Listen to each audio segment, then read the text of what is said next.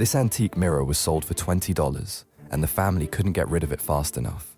Sarah bought it at an estate sale, thinking it was beautiful. But on the second night, she noticed something wrong. Her reflection was smiling, even when she wasn't. She tried to ignore it, but the reflections got worse. Sometimes she'd see herself sleeping while standing in front of the mirror. Sarah found old documents in the mirror's frame.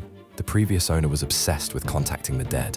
The papers described experiments, how mirrors could be used as portals between worlds. But the most disturbing part was a photo from 1963. It showed the mirror in the same room, with dozens of faces reflected in it. Faces of people who weren't there. Sarah realized why the family sold it so cheap. They knew what was trapped inside.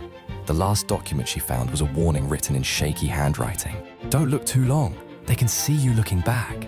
Sarah checked her reflection one more time before covering the mirror forever. She counted 7 faces staring back at her.